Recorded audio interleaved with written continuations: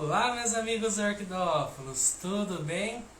Sejam todos bem-vindos para mais uma live sobre cultivo de orquídeas.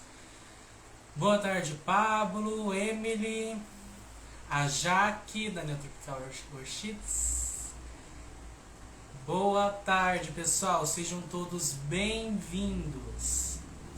Hoje iremos falar com um convidado muito especial, o Breno do Orquídea e Jardim, onde iremos falar sobre cultivos de orquídea em jardim, pessoal. Isso mesmo. Então, para quem acha que não dá para ter orquídea em jardim, dá sim. Assim como há várias formas de se cultivar orquídeas, utilizando vários tipos de substratos, vasos, em jardim também dá.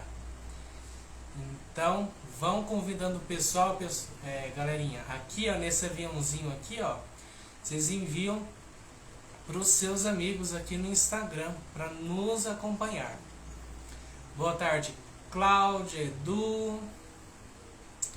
Aí pessoal, o que vocês acharam do nosso cenário de hoje? Aqui tem uma Wanda, aqui um híbrido envolvendo braçávola com cattleya intermédia. Aqui tem uma costela de Adão. Isso mesmo, pessoal. Vamos compartilhando, que logo logo irei chamar o Breno, ok? Obrigado, Pablo, Jaque. Olha essa Phalaenopsis aqui, pessoal. Que coisa linda. Não parece uma pintura? Incrível como é a natureza, né, pessoal? Olha essa outra Denfal aqui também, ó. Denfal é um nome simbólico, né? Mas na orquidofilia, o jeito certo de se falar é um híbrido de dendróbio, né? Denfal é só um nome popular aí. Boa tarde, pessoal. Vamos convidando o pessoal aí.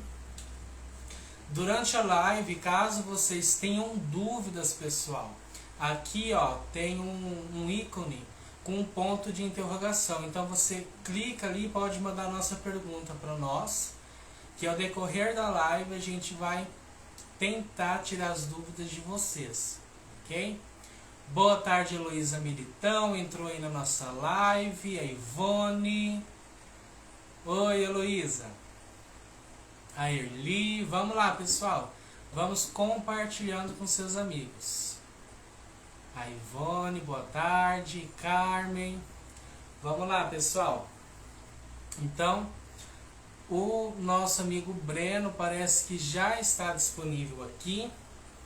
Irei mandar uma solicitação para ele.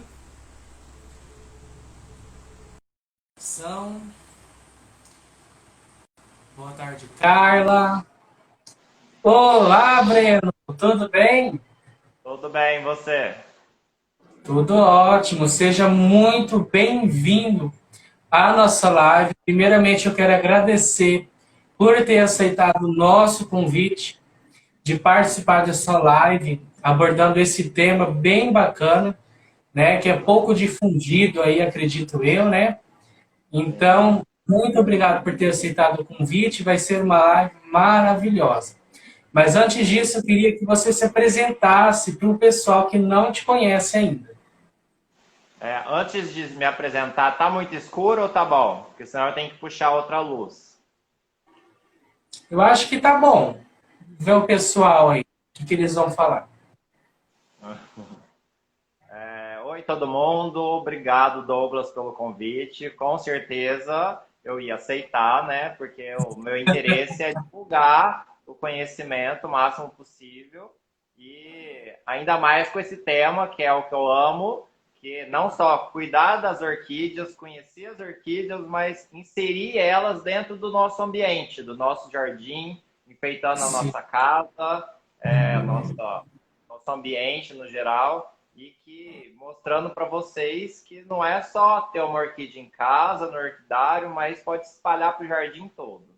Antes de tudo, então, vou me apresentar. Meu nome é Breno, sou de Ribeirão Preto.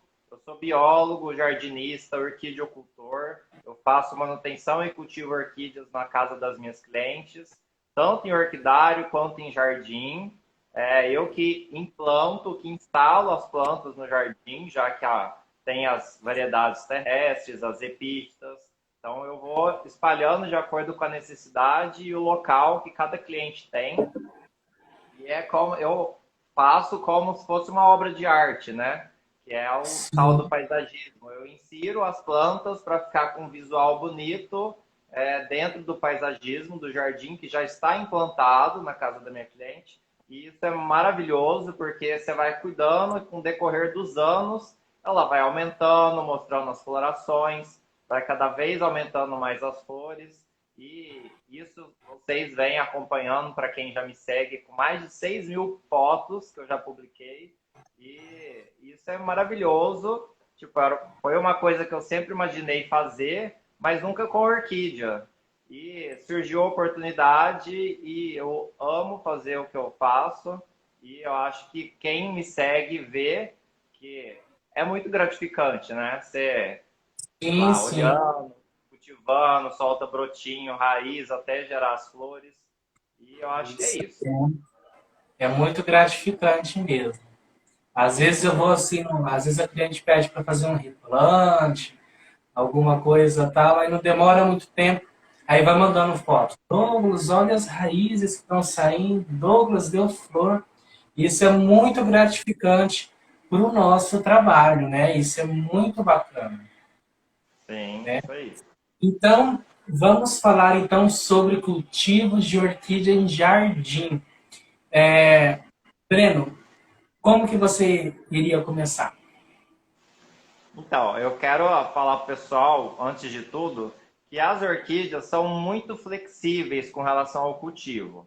E que antes de tudo isso, a gente tem que lembrar que não é a gente que vai colocar no jardim, geralmente fica com medo, né? Mas as plantas originalmente vieram do ambiente de fora, da natureza, para depois virem para nossa casa. Então a gente só está fazendo o caminho natural dela, que é retornar à natureza. Então, para quem tem árvores, jardim, um ambiente mais perto do verde, fica maravilhoso e isso é possível.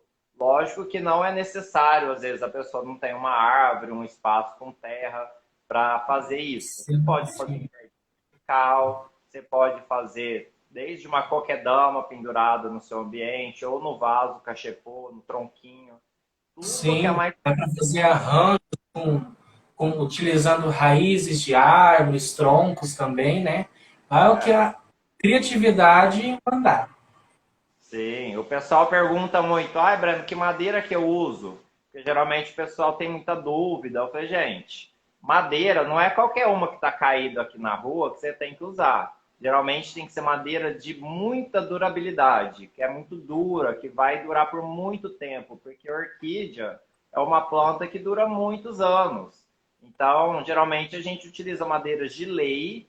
Tem gente que não sabe o que é madeira de lei, então é bom a gente sempre pesquisar, procurar na internet. Madeira de lei são madeiras que duram muito tempo e que são madeiras nobres, tipo um ipê, um marueira, uma peroba. Tem várias outras espécies. Você às Sim, vezes sabe sim. mais do que eu, depois você pode citar. Mas. E ainda hoje em dia está utilizando algumas um pouco não tão duráveis assim, mas que as orquídeas também se adaptam, que é o Sansão do Campo ou até o café. Então, tem N opções. Só não pega uma madeira podre que caiu em casa, ou de um tronco lá, ou pega uma madeira tipo de uma mangueira, que aí não dá muito certo, porque dura pouco tempo. Isso são vários conhecimentos pequenos, mas que a gente tem que ter para inserir tudo dentro do jardim, no paisagismo, né? E Sim, assim sim. como você fez uma live sobre o cultivo nos cachepôs, que é uma forma mais natural de, né, fica mais rústico, mais natural de cultivar a orquídea na forma mais próxima do ambiente natural, que seria na árvore, e sem ter o problema do excesso de umidade, às vezes do vaso de barro ou de plástico, né? E isso. aí vai um pouco do gosto, vai um pouco do jeito que você quer. Mas no jardim, a gente pode ter as orquídeas terrestres, plantadas em canteiros ou junto com um monte de outras coisas.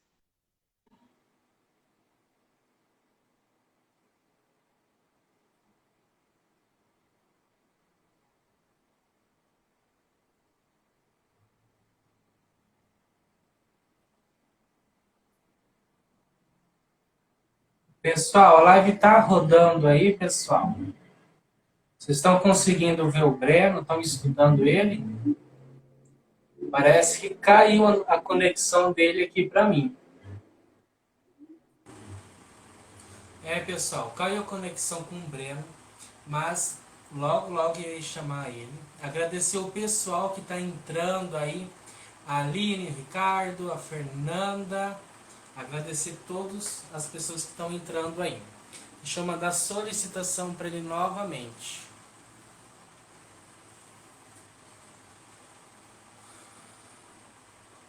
Já mandei solicitação, vamos ver se vai retornar. Oi. Oi, voltou tudo ok? É que a minha internet que caiu. Foi. Tô- Então, vamos continuar. Tá. Aí eu estava falando que a gente pode criar estruturas no jardim, como um pergolado, um orquidário, um ripado, qualquer estrutura que a gente pode utilizar para inserir como se fosse um orquidário, né? Que é tudo fechadinho e tal, mas aberto, para ficar bonito, um visual bonito. E inserir as orquídeas ali, né? De acordo com a quantidade de sol e rega que a gente vai ter que fazer.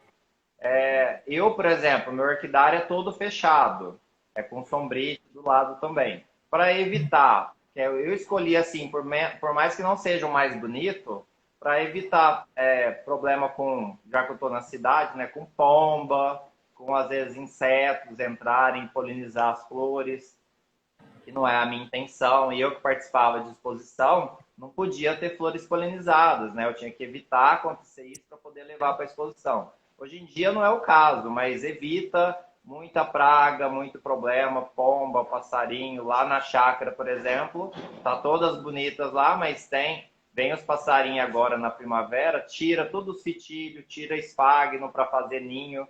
Então a gente tem que escolher ou o que é bonito, o que vai fazer mais prático, de acordo com o ambiente que a gente tem. E tudo isso a gente tem que ir decidindo de acordo com o espaço que a gente tem para oferecer para elas, né? Sim. Isso. Aí tem quem consegue ter plantas, às vezes em vasos, dá para criar mini árvores ou árvores em vasos que você consiga amarrar ou pendurar alguma planta e às vezes de pequeno porte e porque demora às vezes para você plantar agora um IP até ele ficar adulto vai demorar mais de 10, 20 anos, né? Então, Sim. os que eu plantei lá na chácara é pequeno, então vai demorar muito tempo. Então nós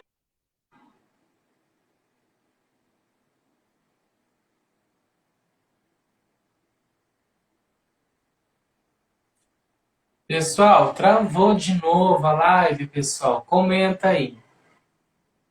Parece que caiu a conexão novamente.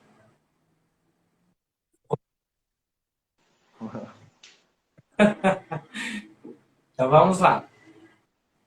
e aí depois, tudo isso a gente vai ter que. Deixa eu pegar a luz aqui para melhorar. Aí. Melhorou, pessoal? Bom, o espaço que a gente tem, a gente vai podendo brincar com as plantas, né? Eu falo brincar porque quando a gente já sabe o que a planta precisa, a gente vê o ambiente que tem e a gente vai escolhendo o melhor ambiente no jardim da pessoa, das clientes, por exemplo, para ir colocando e para não ficar tudo uma bagunça, porque como sou eu que vou cultivar depois, assim como quem está assistindo, provavelmente é vocês que cuidam, então a gente tem que facilitar o nosso serviço, porque não adianta colocar uma coisa que vai dar muito trabalho depois, ou que fica longe da água, ou que vai ficar muito alto, ou que precisa de muita água, mas venta muito. Então, tudo isso a gente tem que ir encontrando um equilíbrio. E não é fácil.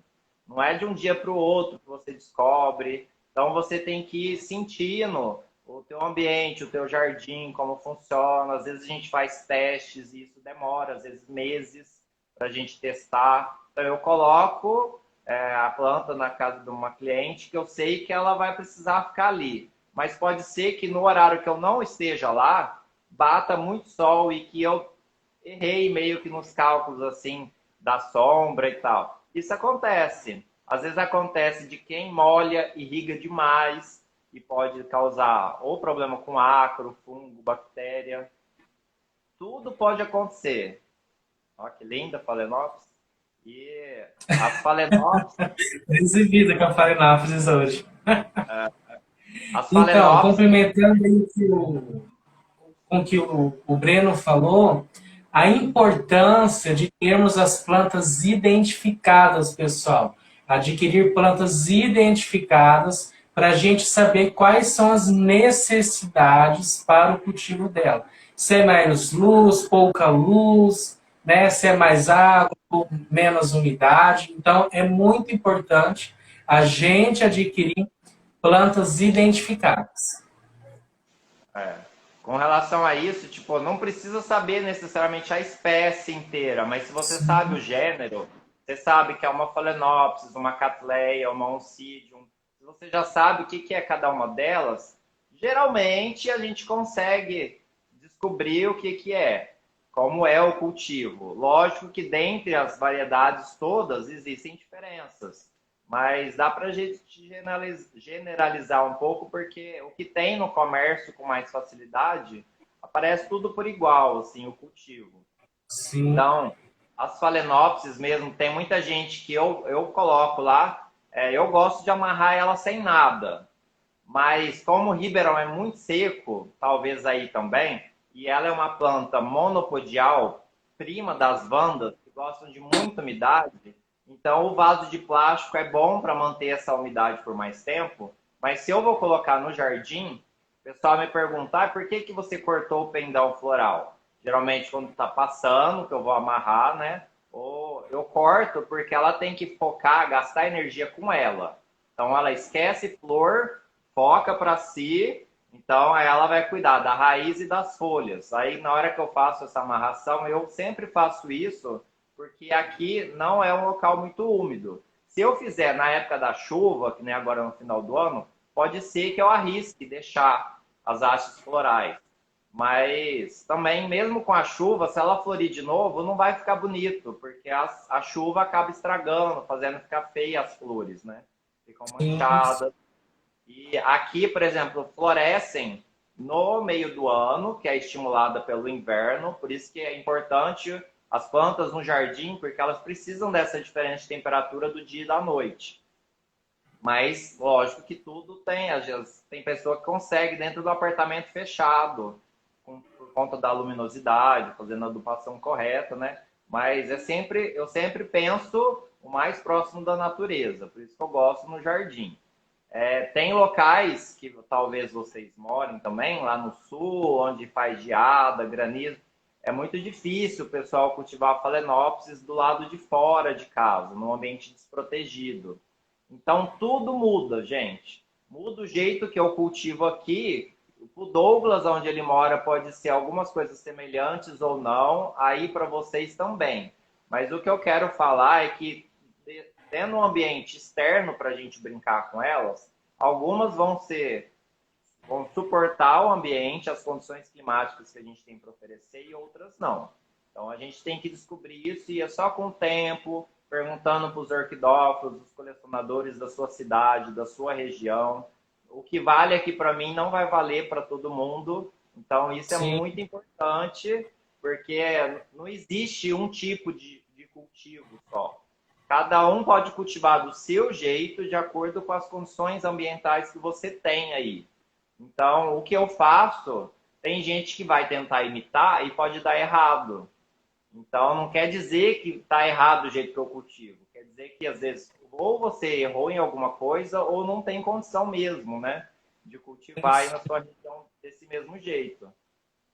É. Então, Eu, por exemplo, quando eu fui para o Canadá, lá na casa do meu irmão, eu fui cultivar Phalaenopsis. Eu ganhei uma no sorteio da exposição lá. E lá para eles, ter uma plantinha que seja já é muito raro, porque eles não têm, né, por conta da temperatura. E cultivava dentro do apartamento e tal, mas mesmo assim não foi. Porque meu irmão, né, não tinha tanto tato para isso, mas todo mundo cultiva em ambiente protegido, que nem às vezes na região sul, na Europa, dentro de casa, dentro do apartamento.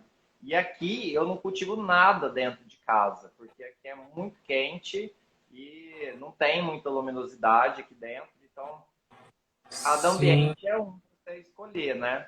É, e a gente pode ir brincando com tudo isso. Aí, uma coisa que eu já falei numa live que a Jaque me lembrou hoje é da disposição das plantas no jardim.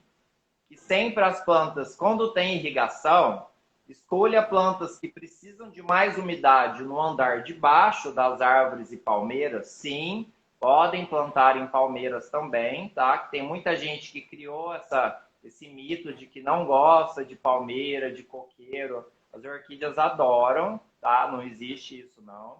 E então escolha as que gostam de mais umidade mais para baixo e por conta para pegar a umidade da irrigação, mas sim. não lá no chão, tá, pessoal? Porque senão pode atrapalhar com excesso de fungo, esse tipo de coisa.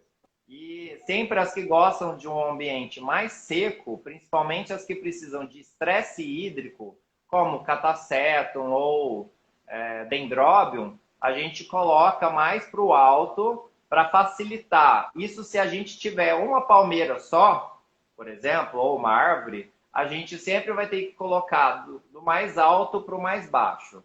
Plantas que gostam de menos umidade em cima e plantas de maior umidade embaixo. Porque na hora que eu estiver molhando a de cima, tá caindo água na de baixo e beleza. Na hora que eu preciso molhar a de baixo e a de cima não precisa, então eu molho só embaixo e não molho a de cima. Entendeu? Quando a gente inverte isso, acaba que atrapalha a floração da de cima que precisa de estresse hídrico, porque ela vai Isso passar, mesmo. ou vai apodrecer, ou dá muita muda, e não dá floração. Então, tudo isso são pequenos detalhes que ninguém me ensinou, mas que eu fui vendo no jardim das minhas clientes que já tinha as plantas nos locais e que ia atrapalhando. Então, tem hora que, quando eu tive a oportunidade de transferir todas as orquídeas de um jardim imenso para um outro maior ainda, então eu pude fazer isso, selecionar as plantas que têm o mesmo tipo de cultivo em um ambiente só, para colocar ou todas num canto lá, que recebe menos irrigação, que recebe mais luz, e algumas de mais sombra, debaixo de uma copa de árvore mais fechada.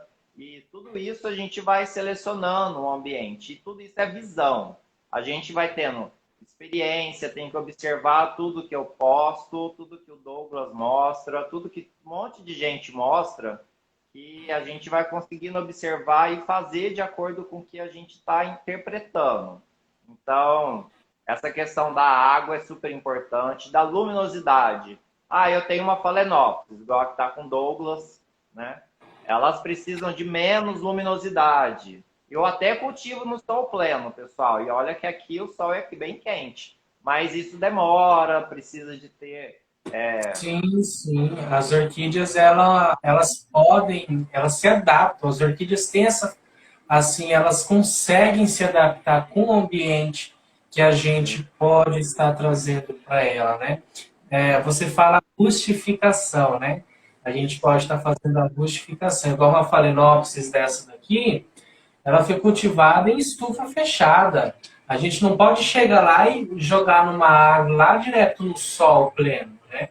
A É, gente tem que fazer certas adaptações aí, né? Põe num horário, num lado da árvore, ou da palmeira que pega o sol mais da manhã, ou do finalzinho da tarde, né?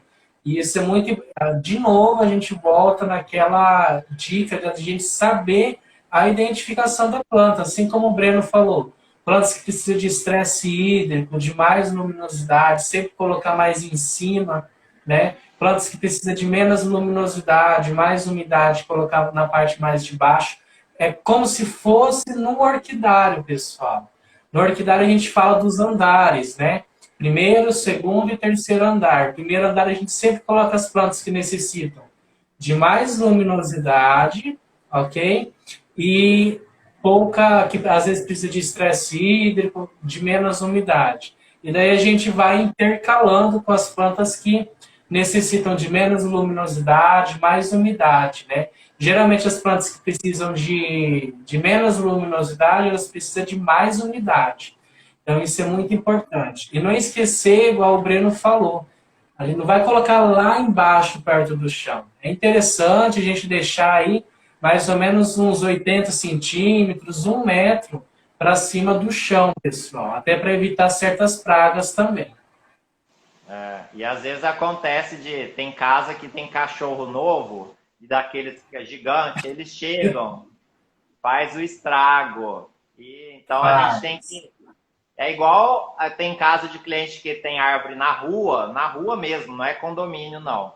E a gente amarra do lado de fora, mas tudo lá no alto. Eu já tenho 1,90, né? Chegando amarrando lá em cima, porque senão sempre aparece um Zé Ninguém que vai arrancar a planta, né? E a gente tem Sim, que sim. evitar. Infelizmente existe muito isso, né? Igual aqui na praça central aqui da nossa cidade, uma vez eles tentaram, 2, 3 vezes, né? Mesmo colocando nas palmeiras mais altas na praça, as pessoas ainda iam lá e furtavam, né? Então isso assim, isso é uma coisa que existe muito ainda. As pessoas, é difícil as pessoas respeitarem isso daí, né? Ainda mais sendo uma orquídea, né? Que é uma planta tão desejada pelas pessoas, né? Então, geralmente quem tem espaço aberto, não é condomínio, igual o Breno falou, a gente sempre procura amarrar na parte mais de cima. Uma vez eu fui atender uma cliente minha, ela morava num condomínio, e mesmo no condomínio ela colocou as phalaenopsis dela, pessoal, lá em cima. Mais de 3 metros de altura, pessoal. E acontece aquela coisa que o Breno falou. Elas podem sentir, podem amarelar as folhas, mas depois as brotações novas, né, vai acontecendo a rustificação, a adaptação da planta, então a planta vai se estabilizar ali depois novamente. Isso. O processo de rustificação, para quem não sabe, é o tempo, quando a planta passa tempo no local e a folha nova cresce no local, recebendo aquela quantidade de luz maior, ela já nasce, já se desenvolve com a capacidade mais resistente a essa quantidade de luz. Pode ser que ela fique um pouquinho amarela, um verde mais claro, mas isso não faz mal nenhum, tá, pessoal? Ela vai florir, vai ficar resistente ali ao local.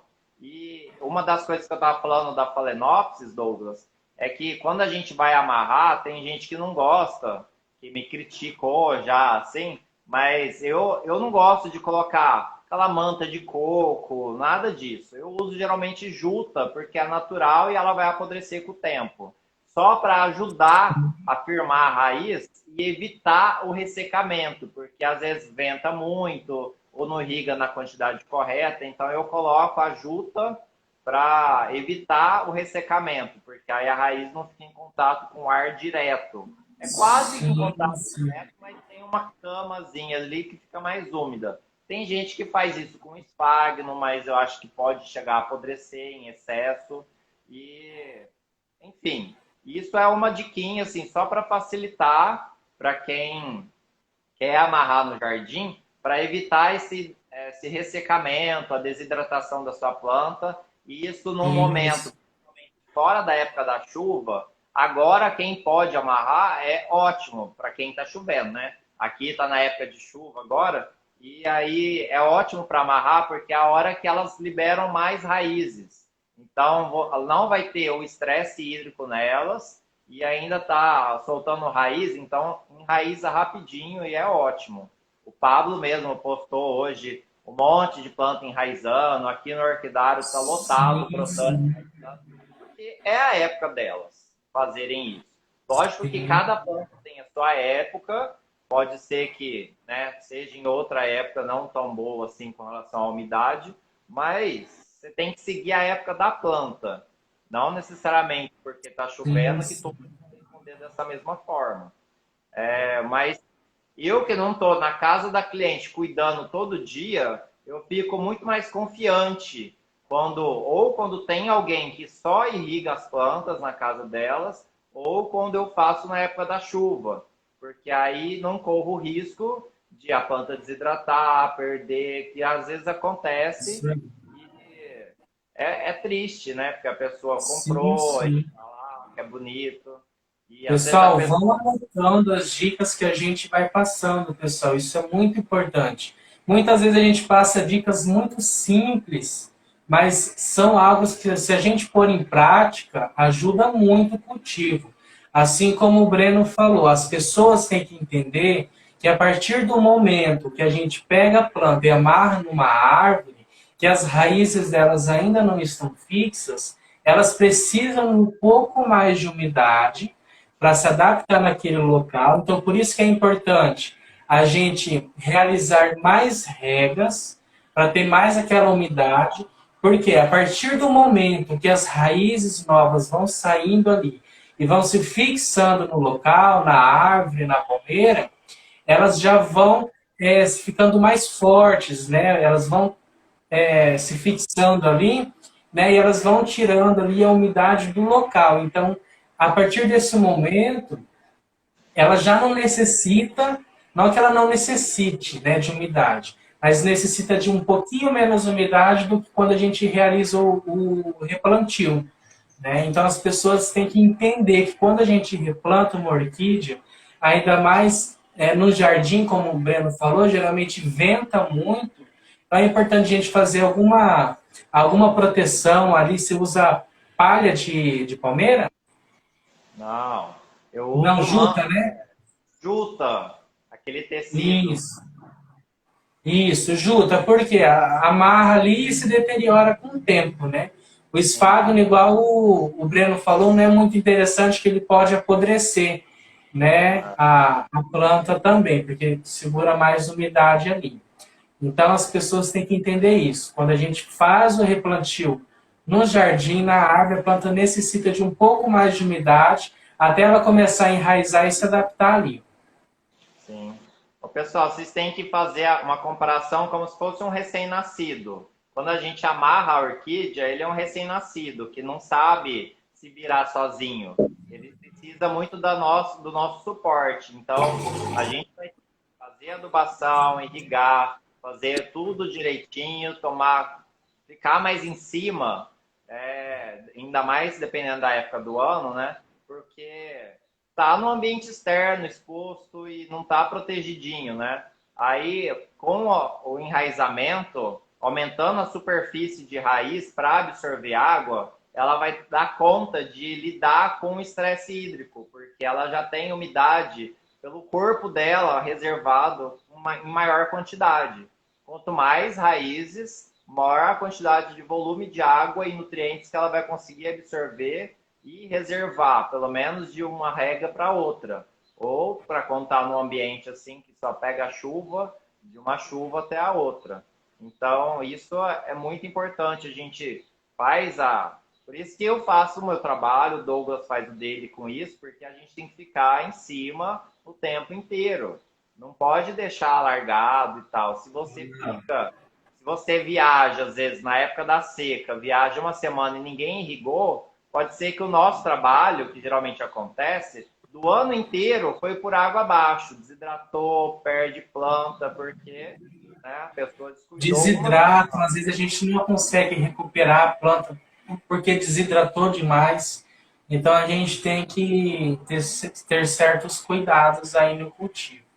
Então, Breno, você poderia falar para a gente, geralmente, quais são as orquídeas mais utilizadas no cultivo em jardim? Tanto na área aérea, vamos dizer assim, como epífita, né? Nas árvores, como de forma terrestre. Sim. Então, aqui em São Paulo, eu tenho mais as opções de terrestres daquela orquídea grapete, a Spatoglotis, tem o Epidendron, tem o Zygopétalon, Cymbidium. Por mais que o Cymbidium não floresça aqui, mas o povo compra mesmo assim. É, a gente tem. Arundina, Qual? Arundina, a orquídea bambu. Isso, orquídea bambu. E, enfim, tem Cirtopórcio também.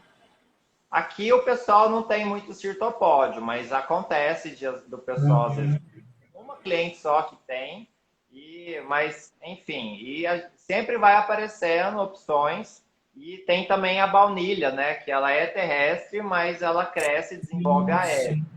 Então, tudo isso a gente vai vendo e vai desenvolvendo de acordo com o ambiente que a gente tem. Eu tenho num jardim lá que é um telhado que é da sauna do meu cliente, que só tem argila expandida. E eu plantei os epidendros que eu tirei do vasinho que estava só com casquinha de macadâmia, eu plantei na argila. Porque o epidendro não precisa ficar, ele se adapta ao ambiente como epífita também. Ele não precisa ficar no substrato. Então, como Sim. tinha essa umidade embaixo, né, em contato com o telhado e a argila expandida, elas estão se desenvolvendo ali. Na época que eu plantei, pegou muito sol. E ela estava na estufa, algumas sentiram, caiu muita folha. Mas normal, agora elas estão desenvolvendo de novo, algumas já floriram. E com o passar do tempo, a intenção é ter mais espécies de orquídea ali, de epidendrum, porque imagina um telhado verde sem terra nenhuma, cheio de epidendrum. Porque o epidendrum, ele nasce na areia da praia, por exemplo, e ele deita ali, vai virando e vai desenvolvendo. Ele não Sim, precisa. aqui dentro é uma planta muito rústica, né? Muito robusta, ela se adapta praticamente assim em vários tipos de locais, né? Principalmente com uma alta luminosidade, o sol pleno, por exemplo. Então. E por ela precisar de sol pleno, eu coloquei no sol pleno direto. Não passou por uma fase de rustificação. Porque ela é cultivada no orquidário aqui perto de Ribeirão e já é muito luminoso, né? Mas eu coloquei e estava uma fase bem quente, assim. Deu uma queimada, mas não tem problema, tá recuperando. Isso é com o tempo mesmo. E ela se desenvolve sem problema. E na estrada, às vezes a gente vai para o sul, ali na Regis Bittencourt, tem um monte nos paredão, é muito legal. E também tem nas epífitas, os mais comercializados, né? Phalaenopsis, Vanda, Cattleya, Oncidium, que é a chuva de ouro, tem a Bem sim. Denfal ou Dendrobium olho de boneca, tem as catleias geralmente é mais as unifoliadas que a gente tem aqui, as monofoliadas, né? Com uma folha só. Mas as bifoliadas, é importante essa diferença também, que as bifoliadas gostam de mais, ou aceitam mais luz sol pleno do que as monofoliadas.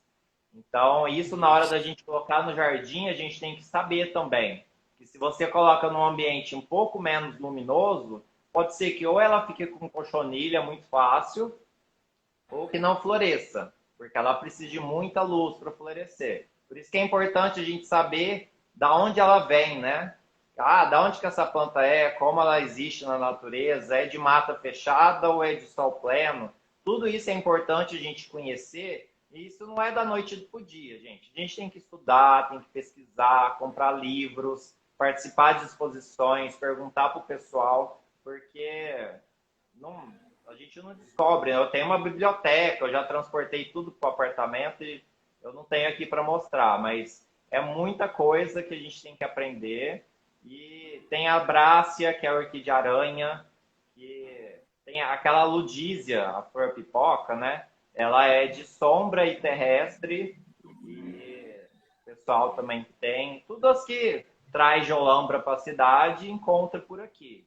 Mas graças aos orquidófilos, ao pessoal antigo que vende, coleciona, até eu que tenho algumas plantas, a gente consegue difundindo algumas outras espécies, né, mais diferentes. E isso é importante, porque quanto mais diversidade, melhor para a gente fazer tudo ficar diferente, né? Sempre a gente quer uma planta diferente, né, no nosso jardim. Mas isso é difícil. Para quem tem um monte de planta, eu acho que o Douglas passa pelo mesmo problema que eu, colocar todas as plantas num ambiente só, dentro da mesma estufa, é muito difícil. Porque É, tem planta que não vai se adaptar, tem planta que vai sofrer, tem uma que às vezes você não sabe muito bem, na sorte consegue. tem outras que morrem, você testa de novo de um outro jeito. Então, eu já cultivo há 10 anos, já perdi muita planta, já comprei de novo, hoje dá certo, ou se morrer eu já desisti, porque não dá certo em Ribeirão, ou eu já dei embora para alguma pessoa, porque aqui não tem clima frio, né? E às vezes a planta precisa de um ambiente frio. Eu falei com você do Arfópilum, né, Douglas? Aham.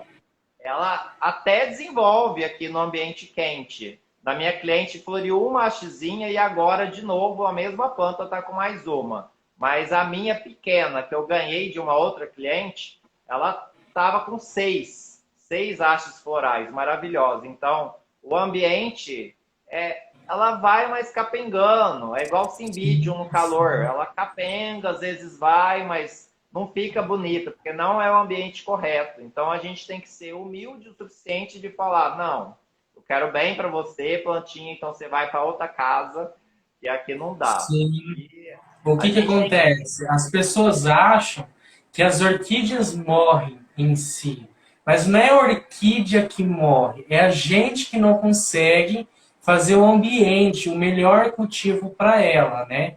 Então, às vezes, a gente, muitas das vezes, a gente é até meio teimoso, né? Por exemplo, aqui é muito quente, aqui é quente e seco.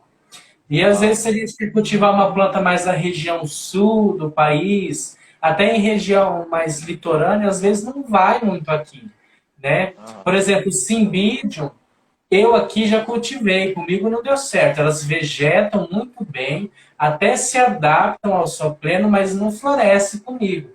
Mas eu tenho um cliente que mora a 2 quadras daqui, que ela tem Cymbidium e floresce todo ano, né? Uhum. Então, isso assim vai do ambiente da pessoa, né? Então, por isso que é importante a gente saber a identificação, fazer estudos, igual o Breno falou, tem uma biblioteca, pessoal. Hoje tem muito material informativo disponível aí para gente, pessoal. A gente consegue passar um pouquinho, pessoal, dos nossos conhecimentos. Não dá para passar tudo, tudo, tudo.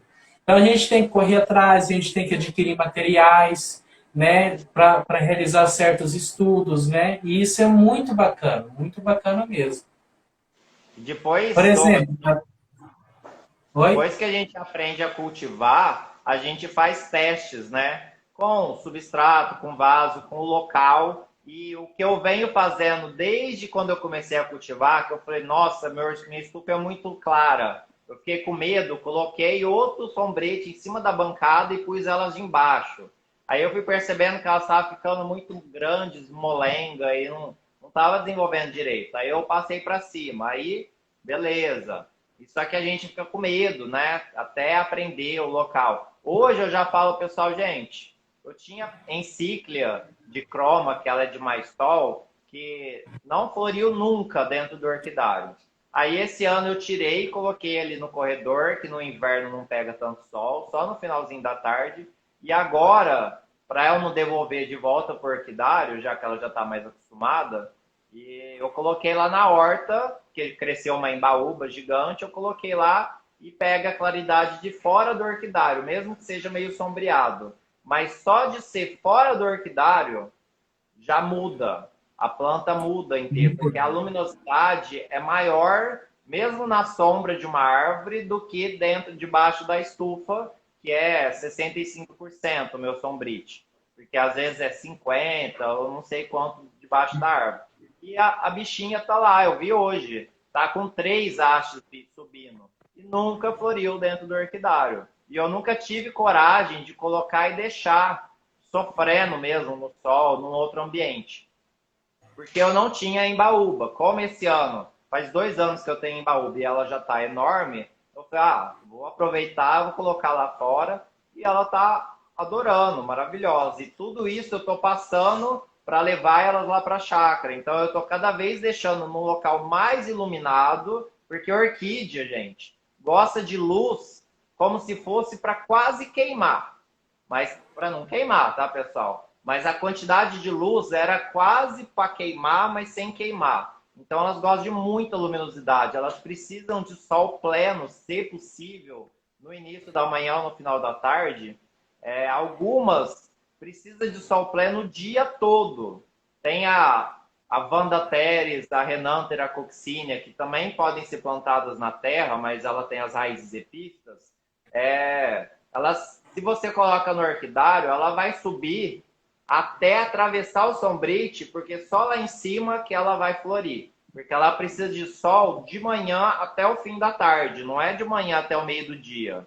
Ela precisa do dia inteiro. Então, e isso faz o quê? O ambiente lá em cima é menos úmido. Então a gente tem que tomar cuidado aonde a gente planta para dar a opção de luminosidade ou às vezes esperar. As primeiras plantas que eu tive, que eu levei na casa de uma amiga, colocou do lado de fora do orquidário, onde pega o solão da tarde. Nunca floriu ali. Quando elas atravessaram o orquidário, começou a florir. Então, às vezes a gente tem que observar, prestar atenção. A baunilha, o pessoal pergunta para mim, gente, mas nunca floriu e tal. Geralmente elas florescem à noite, né? E é de um dia para o outro. Então, se você demora muito, você perde a floração. E ela demora sim para florir. A baunilha, se você coloca numa árvore de 50 metros, ela vai crescer os 50 metros para depois florir. Se você coloca numa estrutura de 2 metros de altura, aí ela começa a descer, aí a pender, né, porque não tem mais para onde subir, aí que ela vai começar a pensar, não, já cheguei no máximo possível. Não é que ela pensa, tá, pessoal? Mas a estrutura fisiológica dela se desenvolve dessa forma. Agora eu já posso florir. Isso, outras plantas também são assim, como o cacto pitaia, por exemplo. Ela cresce, cresce, cresce, cresce. Se você faz uma estrutura de até uma certa altura, aí ela pende, aí ela vai ser estimulada a floração. Com outras orquídeas, eu já ensinei uma vez sobre as vandas. Se a gente fica colocando vanda sempre em pezinha, amarra ela porque não quer deixar, ela nunca vai brotar. Ou vai demorar mais tempo, né? Se você deixa ela começar a pender, ainda mais com a força, o peso da haste floral, ela vai começar a pender, pender, sem romper, tá, pessoal? Ela começa a pender e na hora que ela pende, as gemas daqui da haste dela começam a ser estimuladas, porque existem micro rupturas que começam a estimular ela a brotar. E isso é muito legal. Às vezes, se você tem uma planta, um pseudobulbo de um catasetum ou de um cirtopódium, tá só ele lá. Põe ele deitadinho. Várias. Vai começar a brotar. E isso acontece, é fisiológico, é da própria planta. O Dendrobium nobile. Quem amarra Dendrobium nobile a 50 centímetros de altura da árvore, saiba que ele não vai ficar para sempre em pé. A tendência é ele aumentar, começar a cair com o peso, e se amarrar muito baixo, ela vai ficar no chão. Isso é ruim. Então, sempre colocar mais para o alto, mais para o alto. Depois que ela crescer, ela vai começar a pender. Isso não tem problema, ela não vai quebrar por conta disso. E se quebrar, ela vai soltar muda, né? E aí, quando a gente corta, se você quiser, né, cortar para tirar a muda, não planta com ela ao contrário de novo. Deixa do jeito que a natureza fez. A natureza não pendeu, com as folhas para baixo e ela soltou um broto. Corta aqui, põe ela desse jeito, com o corte virado para cima. Porque a vascularização da planta estimula a brotação quando ela é colocada de ponta cabeça. E é muito louco as coisas. Então, quando a gente é biólogo, a gente começa, isso daqui lembra das aulas de fisiologia, morfologia, não sei o quê. A gente não sabe tudo, não aprendeu tudo na faculdade, muito menos com orquídea. Orquídea eu tive uma aula em um semestre lá, sobre taxonomia. Nunca teve nada disso, mas como eu aprendi com outras plantas, aí a gente vai tentando, tudo planta, a gente vai vendo, vai observando, e às vezes com o erro a gente aprende, assim como vários erros no mundo, teve várias descobertas importantes. Então, se a gente, vou deixar deitado lá, aí acontece dela brotar. Por quê? Na natureza, assim como as sementes, eu não sei se eu estou viajando muito, mas eu acho importante. As sementes, na hora que ela cai, ela não cai do jeito que a gente quer plantar em pezinho, ela cai e pronto. A parte mais larga na superfície. E é assim que ela germina. Então a gente tem que observar a natureza e executar da forma que acontece mais natural. Então, se o pseudobulbo apodreceu embaixo, ela vai deitar.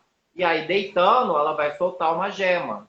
Tem muita gente que quer deixar tudo em pezinho, igual fazer muda de dendróbio, né? Pega o dendróbio, acha e enfia um monte no substrato. Ela vai soltar uma muda.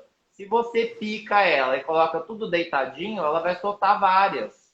Então, a gente tem que observar a natureza e tentar fazer para ser mais eficiente. Com o dendróbio já aconteceu comigo. Deixar tudo bonitinho, assim, às vezes nem brota.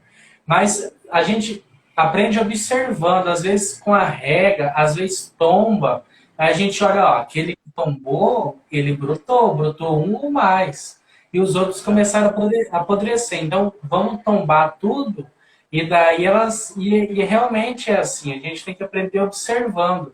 Igual você falou da encíclica de croma, dentro da orquidária ela não florescia de jeito nenhum.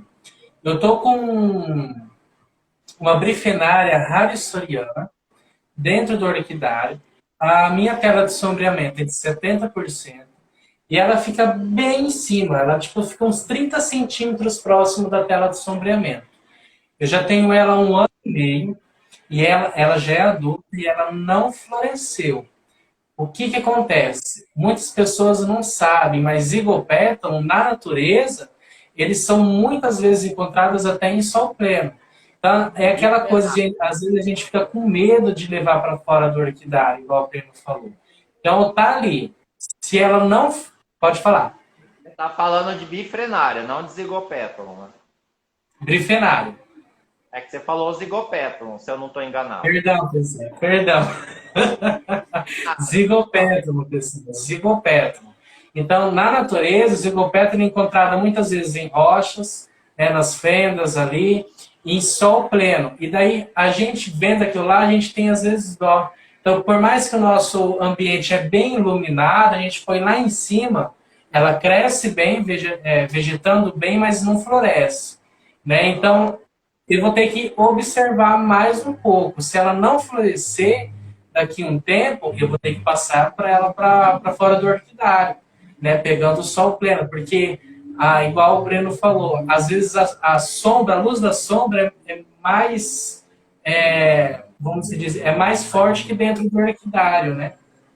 Ô Douglas, já pode mudar, porque a minha já faz uns 5 anos para 6 que está aqui dentro do orquidário, floriu uma vez só, um vaso, e também difícil. Esse ano não floriu, nenhuma delas. Aí eu tô levando lá para a chácara, eu vou deixar pendurada na varanda, onde pega sol pleno, em algum período do dia, porque se eu tô fazendo tudo certo e ela tá ficando ruim, agora ela vai ter que ficar ruim fora, entendeu? Então a gente vai perdendo dó, que a gente fica com muita dó e não dá certo. Às vezes ela fica doente, com excesso de rega, né? Para quem tem irrigação automática, que é o meu caso. Aí eu tô levando fora e tá se virando. Sim, sim, ela tá muito bem. Tá enorme a touceira, já adquiri touceira, mas ela saiu esse ano umas 10 brotações, a coisa mais linda. Mas flor que é bom, nada. Então, tem que jogar ela para fora do orquidário, né? Usar esse termo, jogar para fora do orquidário. O Pablo tá perguntando ali se é... Eu escrevi bifrenário, o Pablo tá perguntando se é zigopétalon. Zigopétalon, gente, é terrestre, tem umas folhonas compridas e ela não é de tanto sol assim, depende da espécie. Agora, a bifrenária, que tem o pseudobulbo todo losangular, com umas quinas, esse daí que dá em ambiente rupícola, que ele gosta de bastante sol. O que o Douglas está falando, eu já não sei direito agora, né? Mas o zigopétalon eu consigo floração dele na sombra aqui, porque ele não gosta de... E ele gosta de mais frio também, então é tudo complicado. A gente vai tentando. Sim. É igual eu tenho aqui também, falando em questão de adaptação, eu tenho aqui eu até comentei com você esses dias atrás. Eu tenho uma Peristeria elata, né, popularmente conhecida como orquídea Espírito Santo. Né? Se não me engano, é nativa da Amazônia, né? Não, lá É do na Amazônia? Panamá. Panamá. Isso. Então, Eu, quando adquiria, não sabia muita coisa sobre a planta, né? Dei uma pesquisada, mas isso foi há 2 anos atrás, não tinha tantas informações assim sobre essa espécie. Então, sabia que ela era terrestre, plantei em vaso plástico terrestre, aí veio aquela questão, luminosidade. Aí tá com ela ali, ela tá muito bonita. Ela, acredito eu que ela entrou na fase adulta do ano passado para cá, né? Então vamos ver se agora ano que vem se ela vai vir a florir, né? Tá vindo muito bonita. Aí a gente bate naquela tecla, a gente tem que observar. Se ela não floresceu, é porque está faltando luminosidade, porque o cultivo tá legal, substrato legal, vaso legal, então é a luminosidade, né?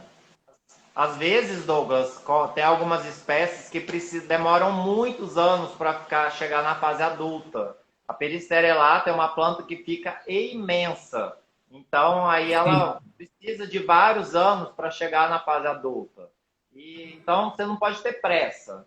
Você tem que deixar ela envelhecer e tal. Sempre colocando no local mais claro, mas ela não aceita tanto sol pleno no período quente, né? Porque ela é uma planta com a folha larga. Folha larga para captar mais luminosidade. A biologia aí, pessoal. Quanto mais larga é a folha, maior a capacidade de absorver luz. Por quê? Porque ela está no ambiente mais sombreado. Então ela tem que ser maior para captar maior volume de luminosidade.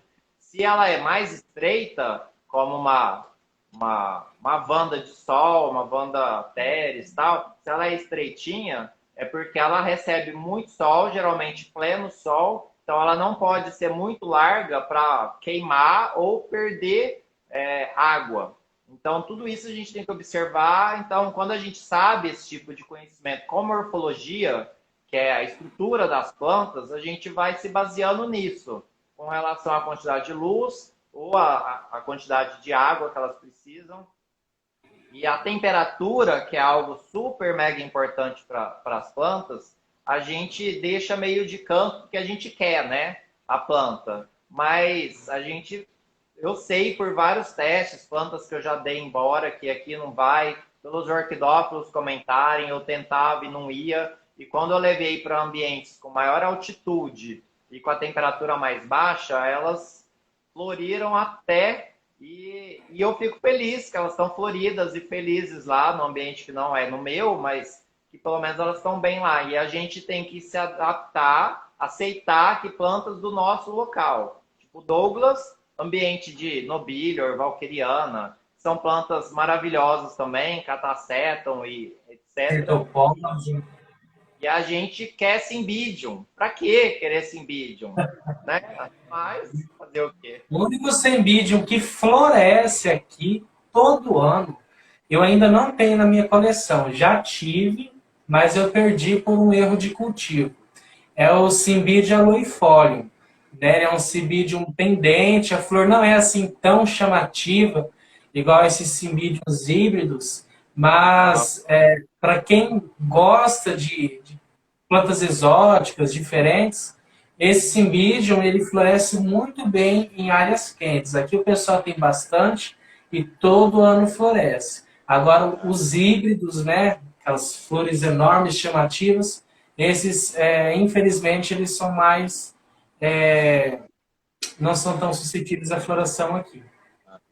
Mas o Cymbidium a gente sabe que os de floração para cima são de ambiente mais frio e os pendentes são mais adaptados ao calor, né? E o Pablo está falando das Phalaenopsis, quando fica com as folhas grandes, que é para aumentar a capacidade de absorção de luz, por mais que ela aceita mais sombra, e que fica com o verde, o tom da folha muito escuro, isso não é saudável, tá, pessoal? Isso não é sinal de que a planta está boa. E às vezes ela chega a nem florir. Então, a planta, se tiver com um verde mais para amarelado, tem algumas espécies que precisam de receber essa quantidade de luz para ficar amarelada, para ela estar feliz. Tipo a Miltonia flavescens ou algumas Nobilior. Elas precisam ficar com o tom meio judiado, porque é assim que é o natural dela. Porque ela precisa daquela quantidade de luz. Isso não é problema nenhum. Agora, deixar verdinho, igual lá na produção, na estufa, que tem todas as condições temperatura, luminosidade, umidade, tudo, né, controladinho, e a gente fica se iludindo, como se as nossas tivessem que ser daquele jeito, mas não tem. Tá? A gente saiu da estufa, já é outra vida, outra história. Já. Saiu da Isso. barriga, já mudou. E aí, pessoal, vocês estão gostando da live? Comentem aí embaixo. Agradecer o pessoal que está entrando, a Dani. A Dani entrou aí na live. Um abraço, Dani. E estamos falando sobre cultivos de orquídea em jardim. E a gente precisa saber as adaptações que as plantas precisam passar para esse cultivo. A gente precisa ter esse conhecimento. Né? Eu quero fazer uma pergunta para você que era para me ter feito antes. Jardim de inverno. Eu sei que há vários tipos de jardim de inverno. Tem jardim de inverno que pega mais luz, pouca luminosidade. Você já atendeu algum cliente com jardim de inverno? Já atendi. E o problema do jardim de inverno é que aqui não tem inverno, mas o jardim de inverno é dentro da casa, tá, pessoal? Que a luz vem só de cima. Então tem parede nos 4 lados. E isso diminui mesmo a quantidade de luminosidade. Então, ou a gente tem que pendurar no local mais superior, lá perto, né?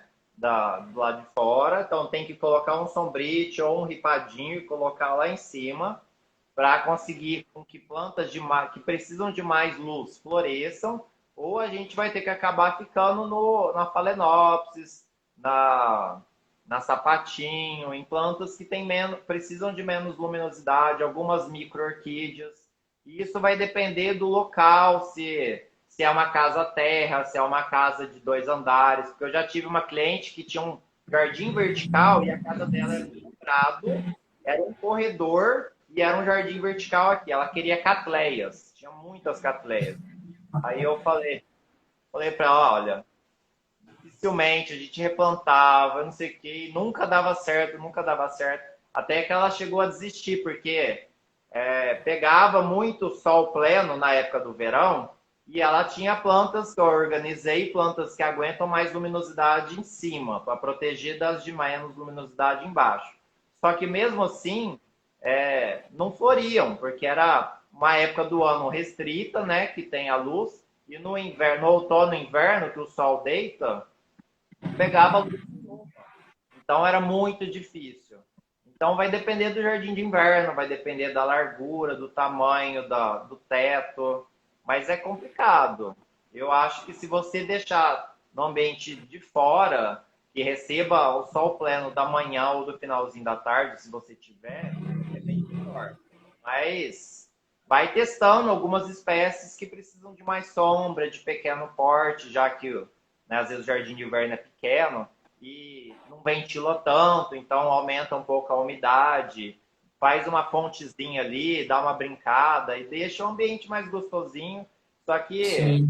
como eu não tenho esse ambiente, eu nunca fiz, mas eu já tive casos de clientes que queriam essas flores grandes e que não dava certo, porque, né, elas precisam de muitas horas de sol por dia. Uma coisa que eu estava lembrando, que eu fiz assim, que eu estava lembrando que eu ia esquecer. Para amarrar, gente, fora no jardim, nas árvores e palmeiras, o pessoal fica, mas qual árvore pode, qual não pode? As árvores que soltam a casca, tipo, jabuticaba dá flor no tronco, então não planta na jabuticabeira. Eu amarrei meu oncídio na pitanga, na verdade o Júnior colocou lá na bifurcação, porque a pitanga também solta casca, goiabeira, isso tudo que solta casca, tem palmulato, eucalipto, tem, enfim, um monte de árvore, não coloca, porque você vai ter que amarrar e ela vai ter que ficar amarrada sempre, porque uma hora a casca vai sair e vai dar problema. O resedar, que é muito utilizado no paisagismo hoje, e eu tenho muitas clientes que têm resedar aí que eu amarro, quando não é na bifurcação, a gente tem que viver amarrando até ela abraçar por completo a árvore, porque se ela só fica um pouquinho ali, tira o fitilho, dá um vento, elas caem. tá? Então você tem que esperar ela abraçar. E isso pode demorar, dependendo da planta, alguns meses ou até mais de ano. Então, tem que ter paciência. Se você tiver uma planta de casca rugosa, como um ipê, por exemplo, aí sim vai ser muito bom. Porque ela vai grudar em toda a bifurcaçãozinha da casca ali, ela não precisa necessariamente dar a volta. Palmeiras, por exemplo, tem a casca lisa, só que não solta a casca. E isso não tem problema, porque elas grudam também. Lógico, dependendo da planta, do peso da planta, você precisa dar tempo dela dar uma abraçada um pouco mais. Tudo isso é observação, você tem que sentir, caiu, então eu tenho que amarrar mais. E assim, e para amarrar, Douglas, para não esquecer, sempre é importante não amarrar com arame. Arame galvanizado, esses de construção que vem no rolo, que muita gente tem preguiça de ficar lá tomando conta, amarra com arame ali e fechou. Aí a árvore vai crescer e fica lá, entra, né, fura a árvore, principalmente se ela já não tiver adulta formada, e machuca. Ela vai começando a entrar o arame e corta também a orquídea. Então isso é muito perigoso. Eu já cheguei num monte de casa que eu tive que arrancar tudo. Ainda bem que ele enferruja, né? Que estava tudo enferrujado, mas isso é horrível, gente. Tanto esteticamente quanto para a saúde das plantas. E para a gente amarrar, se você amarrar com barbante ou com linha, igual o pessoal sempre amarra, ela dura, apodrece muito rápido também. Então, se você amarra, pode, com sisal. Só que, ou sisal machuca um pouco o dedo, de você ficar apertando muito, e se apodrece rápido, você vai ter que tomar conta de amarrar de novo, mas com espaço de tempo mais curto. Eu gosto do fitilho de plástico, porque ele também apodrece, ele não estrangula a árvore, depende da marca do plástico ali, porque tem uns que não arrebenta de jeito nenhum, né? Eu já experimentei algum desses e é perigoso. Eu tenho que ir com a tesourinha, cortar ele, porque senão prejudica igual o arame. Mas esses fitilhos plásticos de casa de agricultura, assim, eles duram um tempo, às vezes não tanto quanto eu gostaria, às vezes eu tenho que amarrar mais vezes, porque água, sol, apodrece. Esses plásticos hoje em dia não é que nem antigamente, é tudo oxibiodegradável, eles com água, com oxigênio, muito em contato, ele apodrece rápido para o meio ambiente, né? Que é para isso mesmo, para se decompor rápido. As sacolinhas plásticas são assim também. Enfim, eu gosto disso. O pessoal perguntou de fio de nylon. Fio de nylon é legal porque é transparente e tal, mas só que também, dependendo da força que você aperta, como ele é bem fininho, pode romper ali o rizoma da orquídea ou as raízes. Então tem que tomar cuidado. E, enfim, tudo é um cuidado que você tem que observar o que você tem.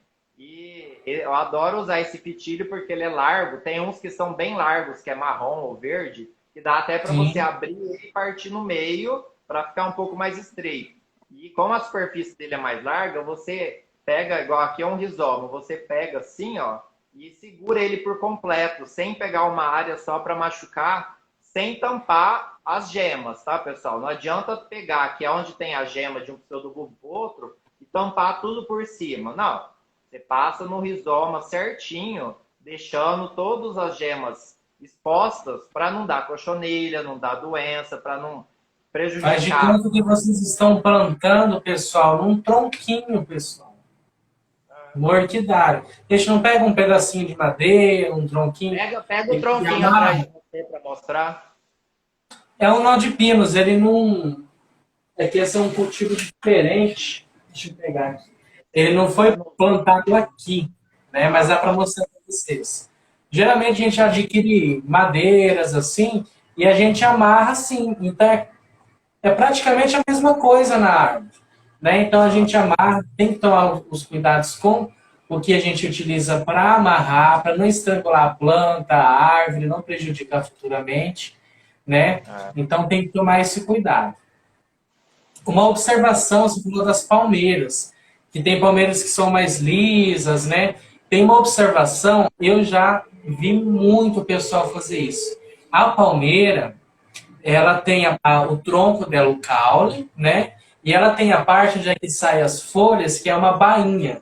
E o pessoal costuma colocar bem ali na bainha. O que que acontece? Ela vai começar ali a enraizar, aí aquela bainha costuma geralmente cair. Sim. Então, tempo perdido para você e principalmente para a planta. A planta se desgastou ali para começar. Quando ela começou a se adaptar, cai a folha, né? Geralmente é uma bainha assim. E o pessoal geralmente costuma, por quê? Porque é mais fácil, né? A pessoa só chega lá e encaixa ali dentro da bainha. Então, pessoal, tomem cuidado com isso. É verdade, isso acontece mesmo. Tem aquelas palmeiras, tipo a. Eu vou falar o nome científico, que é a Washingtonia, mas é aquelas palmeiras leque, que tem a folha larga assim. Ela vai dando folha, folha, folha, folha.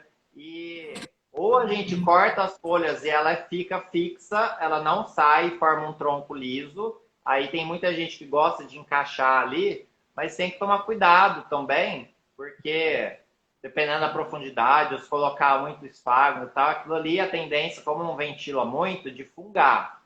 Então, tem que ficar esperto. E tem algumas plantas que ela vai cair no passar do tempo também. Então, tem que ficar bem adulta para a gente ter um tronco para poder amarrar. Porque se A a gente amarra... fênix, a É, fênix, geralmente, aquela parte mais perto das folhas, geralmente ela cria uma fibra. Aí as pessoas amarram ali. O que acontece? Aquela fibra ali, a gente tem que retirar ela. Ela sai com bastante facilidade, assim, já. Né? Então a gente tem que retirar para ficar no caule mesmo, naquela parte mais firme, mais dura. Teve um tempo atrás que eu fui atender uma cliente e ela tinha plantado tudo ali. Ela plantou muita planta. Tinha umas 5 palmeiras fênix enormes. Plantou tudo ali. Cheguei lá, tudo solto, tinha orquídea caída assim. Então, pessoal, tomem cuidado quando vocês forem fixar as orquídeas nas palmeiras. Tenham essa observação aí, é né? verdade. Porque muitas pessoas são inocentes, as pessoas muitas vezes não sabem, né? E é isso que a Ah, gente fala. Anotem as dicas que a gente vai passando aí. E como a gente falou, são coisas pequenas, simples, mas que fazem grande diferença. ah. Entendeu? E o Pablo, nas árvores é importante as pessoas, então, pensar na disposição com relação à altura e com relação à face, se é de sol da manhã ou de sol da tarde. E também observar para onde que o sol deita no inverno.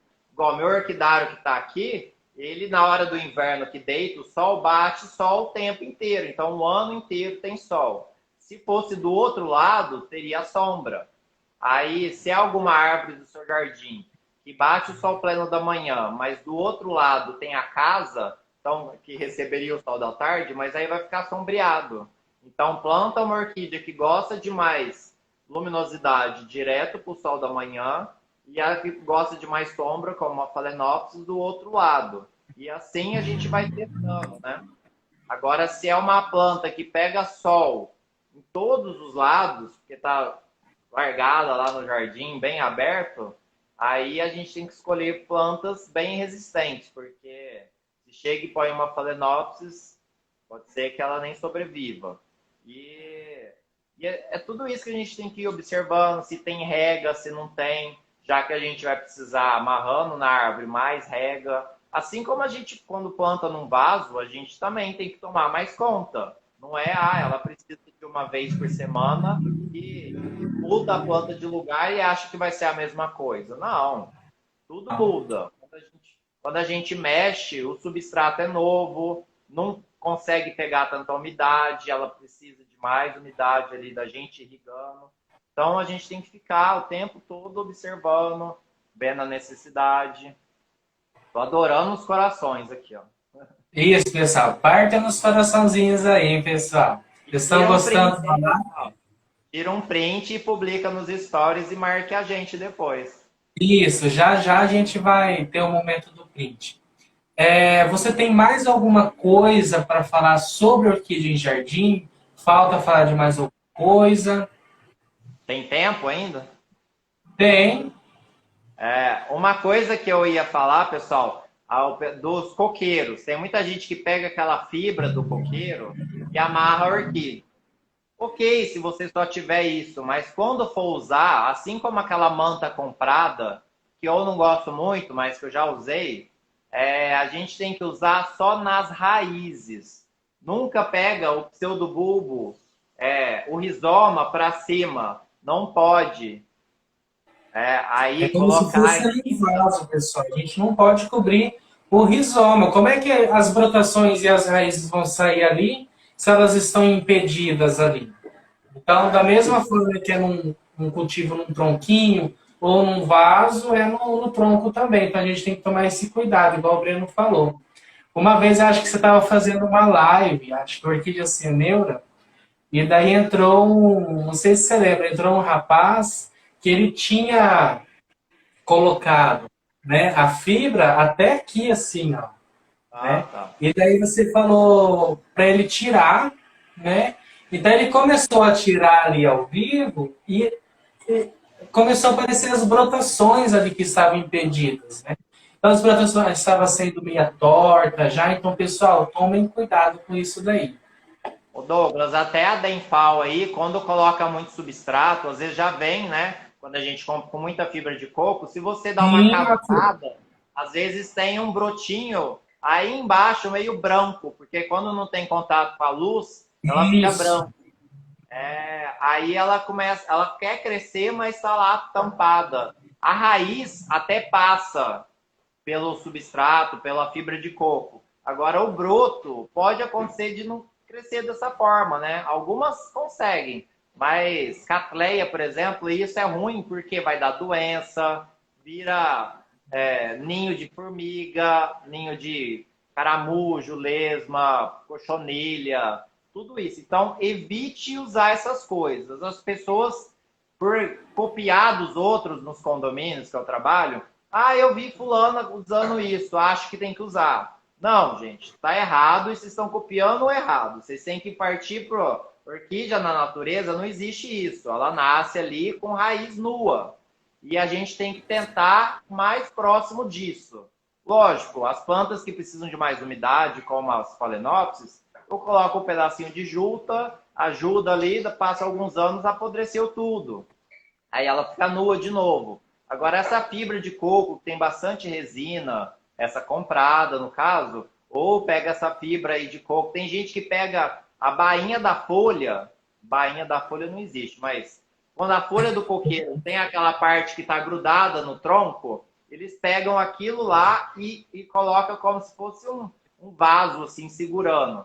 Mas aquilo às vezes tampa, aquilo não apodrece, ou aquilo tem muita, como é que chama? Tanino, enfim, aí dá problema. Tem gente que pega o coco mesmo, parte no meio, tem que limpar o coco, tá, pessoal? E usa aquilo lá para fazer como se fosse um copinho, um vasinho para plantar. Eu já fiz dessa forma com o vaso de plástico. Eu cortei o vaso de plástico mais ou menos no meio, embaixo também, e eu coloquei apoiando isso.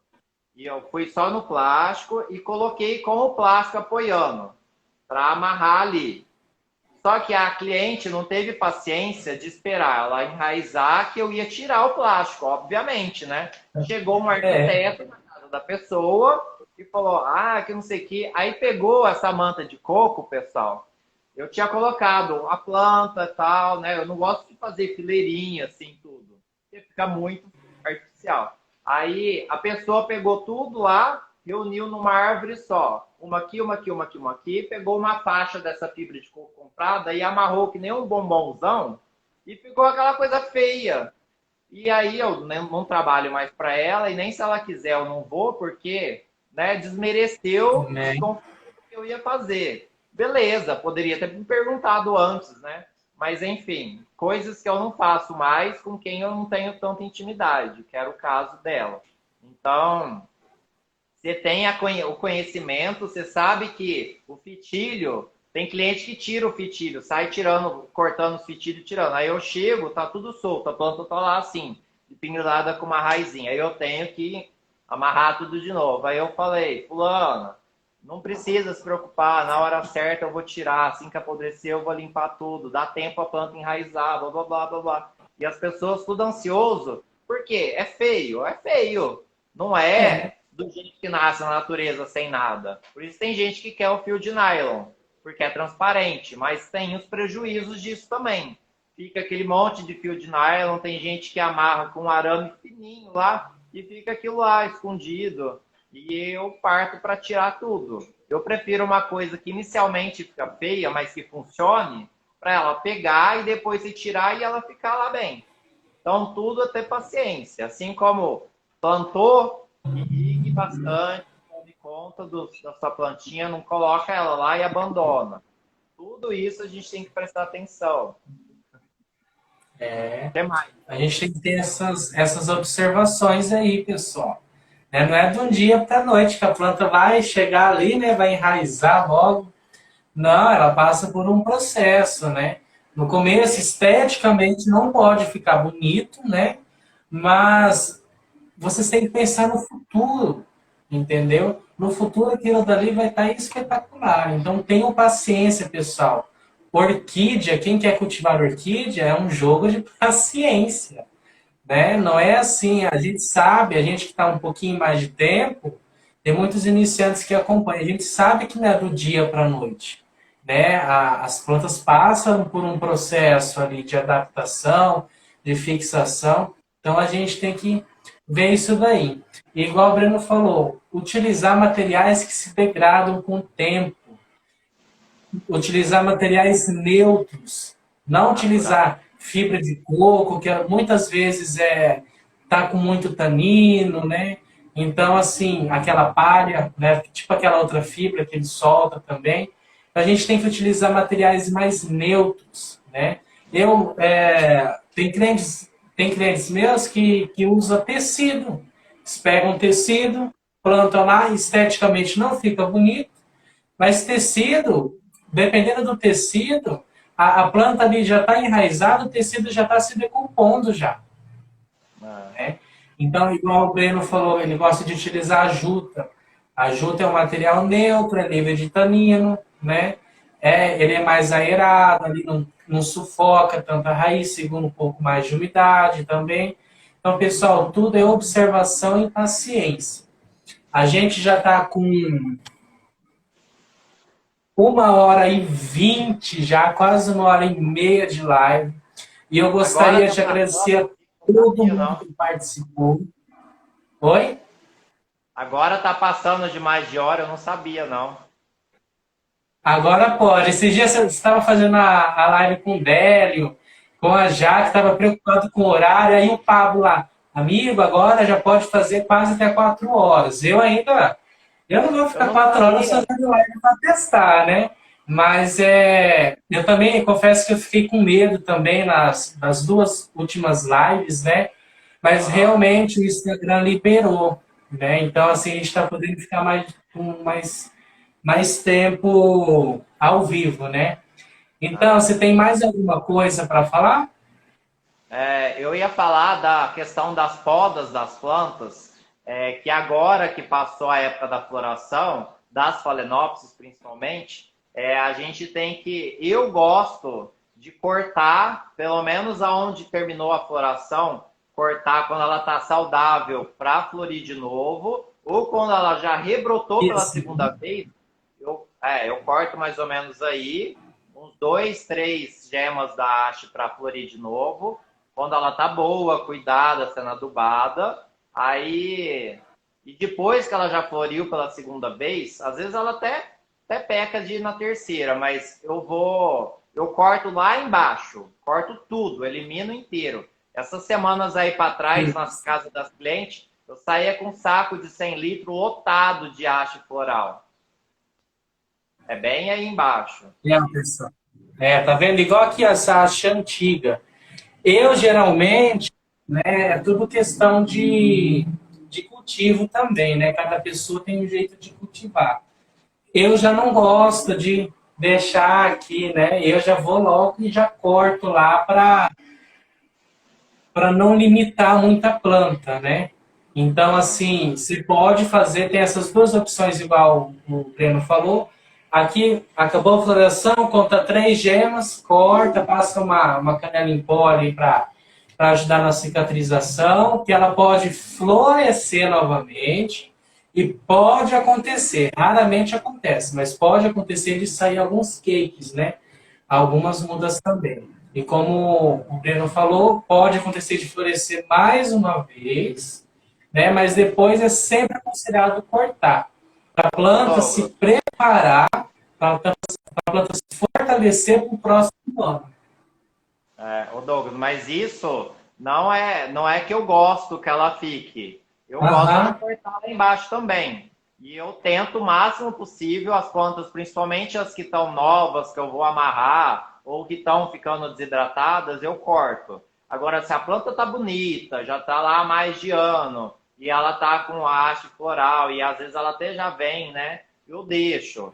Porque na casa da cliente você tem que pensar não só como o que eu gosto, você tem que ver que a pessoa quer o jardim para ter flor sim, também. sim. Então, às vezes, tem no mesmo pedaço ali, na Casa Palmeiras, tem uma planta que está desidratando, eu corto. A outra ainda está boa, eu deixo florir mais. E né, você tem que ter um pouco de bom senso de observar a planta e o que você tem para oferecer para a tua cliente também, porque ela não quer assim, chega e corta tudo, Sim, acabou. sim.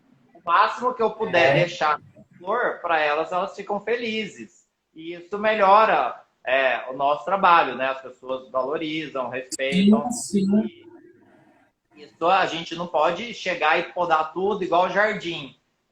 Na minha cliente lá, que eu mostrei cortando a primavera, eu cortei algumas no talo, mas não cortei todas para a cliente não chegar e não ficar em choque, porque as pessoas não gostam de lidar muito com a poda, tem medo, e as plantas precisam de poda, precisam de serem Sim. podadas para brotar folhas novas, para frutificar, florescer, evitar a desidratação e tem medo por ignorância, por falta de conhecimento e não precisa. Sabendo fazer da forma correta é melhor do que largar. Porque se você larga, a planta vai definhando, vai florindo, florindo, florindo, vai definhando, até que acabou as folhas e ficou só o pendão de flor. Aí a pessoa, ai, mas ela tá com florida ainda.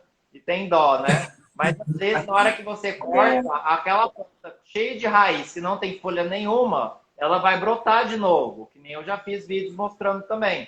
E você não precisa jogar fora. Se essa Phalaenopsis do Douglas morrer todas as folhas, adoecer por algum problema, você não precisa jogar fora a planta inteira. Às vezes, cultivando a raiz, ela solta broto novo. Ela forma uma nova planta. Isso pode estar amarrado nas árvores de palmeiras ou no vaso. Então, tudo isso a gente tem que dar tempo, observar, não pode ser ansioso. Mas a gente é ansioso com ignorância, a gente faz errado.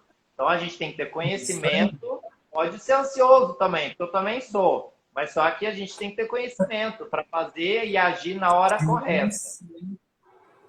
Sim, e trazer fazer o melhor de benefício, trazer o melhor de benefício, né? Quanto mais benefício para a planta, melhor, né? Sim, tem que pensar na planta como um ser vivo, não como algo que está ali para satisfazer a nossa vontade. A planta não Sim, floresce para satisfazer a nossa vontade. Ela está ali para reproduzir. Se ela não reproduz, sim, ela vai.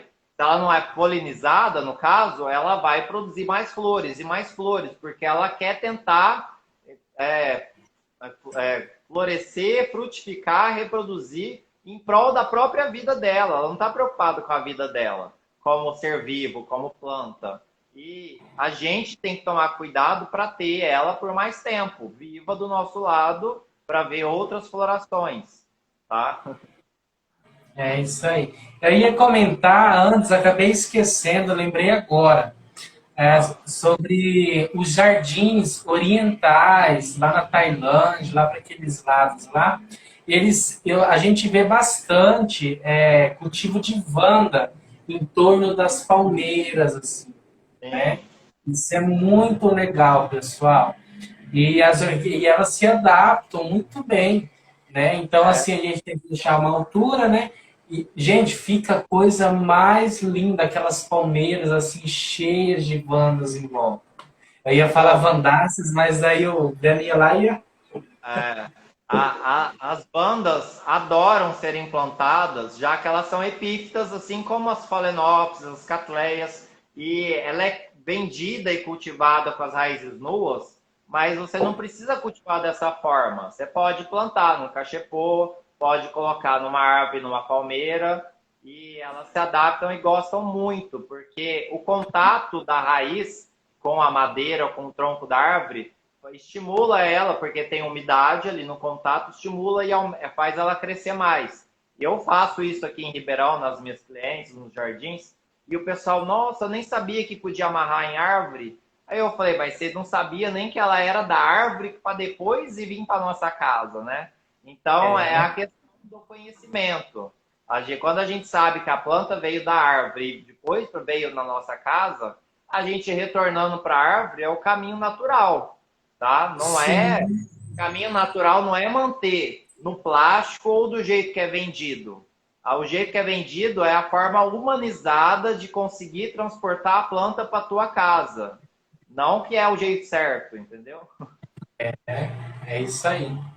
A Michele Canário, ela compartilhou essa semana no Instagram, que ela também dá algumas assessorias, assim, atende alguns clientes, e ela postou os arranjos com vandas, assim, se não me engano foi até em árvore, parece, ou em tronco, fica a coisa mais linda. A gente falou muito sobre cultivo no jardim nas árvores, mas a gente pode fazer arranjos, pessoal. Quem me acompanha sabe que tem arranjos, tem umas raízes de aloeira muito antigas já, e eu fixei ali bromélias, mas vocês podem colocar orquídeas também, né? Fica a coisa mais linda, fica muito bacana no jardim, né? Então, Sabe, assim, eu não sei se você tem aí dormente de trem, aquela madeira de linha de trem. não. É umas dormentes de madeira bem dura mesmo. Elas não são baratas, mas eu tenho o caso de uma cliente aqui que tem no jardim algumas em pezinhas assim. Aí eu falei, vamos amarrar a orquídea. Aí as orquídeas dela que tinha, a gente começou a amarrar. No local mais sombreado as phalaenopsis, em outras as oncidium e tem uma vanda lá também. Se eu pudesse, eu teria várias dormentes e faria uma parede vertical, assim, uma do ladinho da outra, com essa dormente de madeira, mas não é barato, né, pessoal? Eu vou gastar o preço do orquidário só com madeira. Mas... A Michelle, ela compartilhou algumas semanas atrás, eu não sei ao certo se era produção, né, ou se era cultivo mesmo. Não sei se era produção de venda ou se era cultivo. Mas era tipo uns pilares assim, tipo um carreiros assim de madeira, uns pilares, e a sol pleno, né, como a gente comentou, as Vandasteres e as Renânteras, né? Então, vocês podem usar a criatividade de vocês podem fazer um caminho assim no jardim, né? Algum canteiro assim em torno do canteiro, fica a coisa mais linda, né? Então, vai da criatividade do pessoal. Ó, igual aqui, ó. O Breno falou dos dormentes de trilha de trem. É uma ideia fantástica essas daí, né? Uma observação. Como esse é um tipo de material, ele geralmente é mais difícil de conseguir e o valor dele é mais alto. Não utilizem eucalipto tratado, pessoal. Eucalipto tratado não é muito bom para realizar esse tipo de cultivo, não. Sem tratamento também não presta, tá, pessoal? Nenhum dos dois. Oi? Eucalipto sem tratamento também não presta. Sem tratamento também não presta. Para quem me acompanha, eu acredito que eu não cheguei a compartilhar com vocês. Mas há um ano atrás, quando eu montei esse orquidário novo, eu tive que montar às pressas. Por quê? Porque a minha estrutura era de eucalipto sem tratar. Então ele tinha 6 metros por 2. E começou a época de chuva, a começar a se decompor, despencou, algumas partes, perdi planta, perdi muita planta, acredito eu que perdi umas 15 plantas, né? Confesso que fiquei um pouquinho desanimado ali, né? Mas fui lá, corri atrás, fiz estrutura nova, né? Isso é uma observação bem legal, né? Investem um pouquinho mais quando vocês forem fazer uma estrutura. Para mim não foi nem questão de investimento, foi falta de conhecimento, né? Utilizando ali, às vezes, material que a gente consegue com mais facilidade, mas cuidado, pessoal. Principalmente com madeiras. Tem muitas madeiras aí que é difícil as pessoas conseguirem uma madeira de alta durabilidade. Então, eles conseguem madeiras mais frágeis, faz a estrutura toda bonitinha lá. Com 1 ano, 2 anos, começa a despencar tudo. Tomem cuidado, pessoal. Tomem muito cuidado com o tipo de estrutura que vocês fazem. Para não acontecer igual aconteceu comigo. Douglas, eu falo o pessoal usar essas ripinhas de madeira de caibro de telha de casa, que geralmente é peroba ou madeira boa, né? Que a gente não vai construir casa com madeira que se decompõe, né, gente?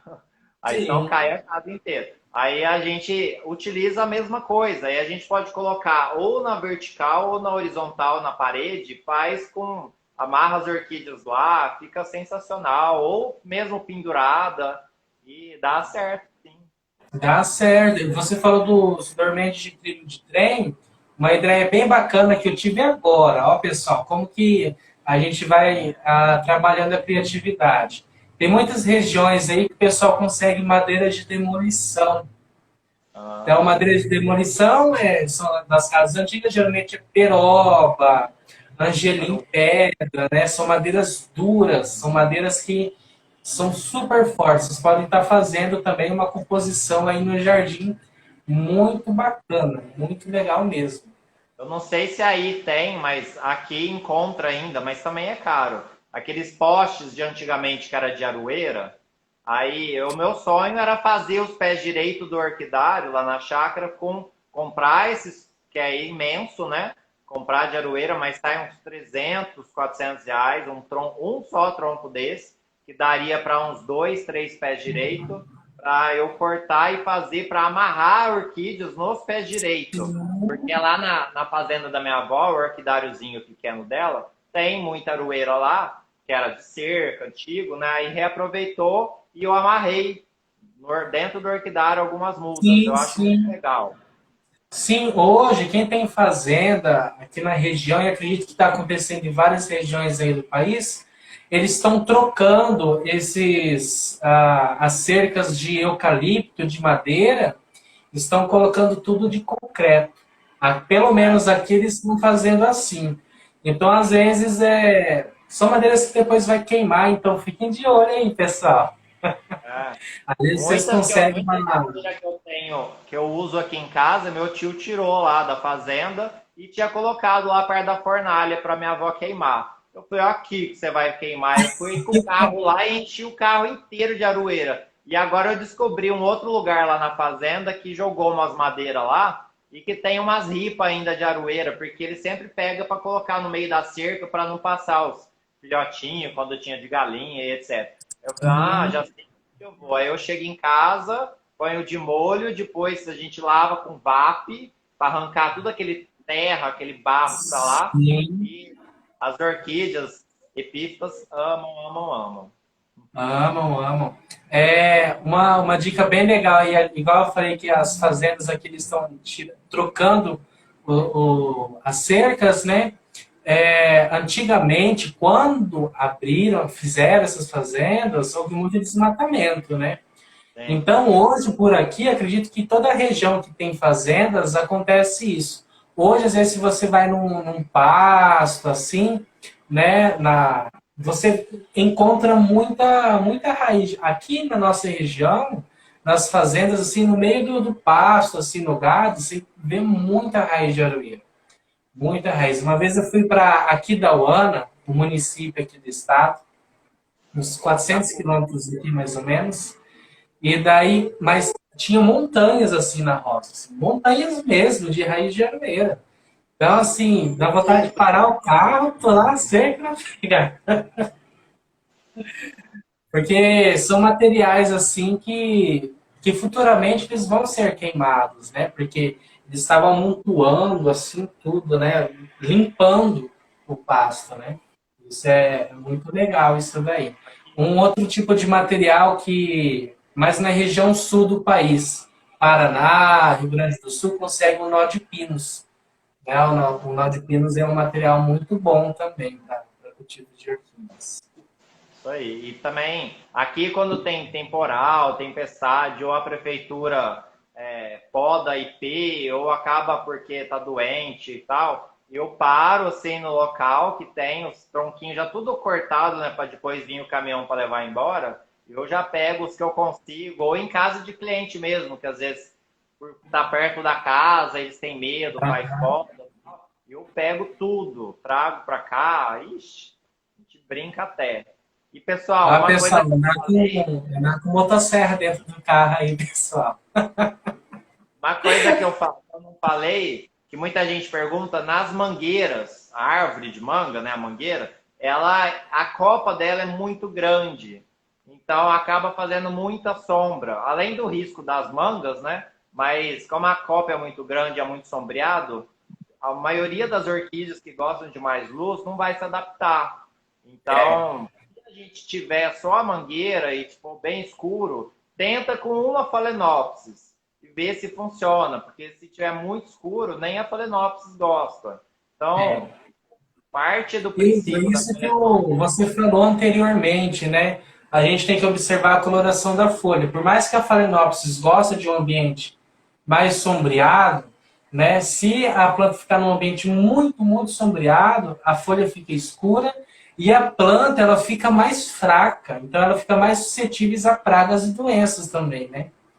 sim, isso mesmo. Então, para vocês verem, pessoal, a importância da luminosidade no cultivo também.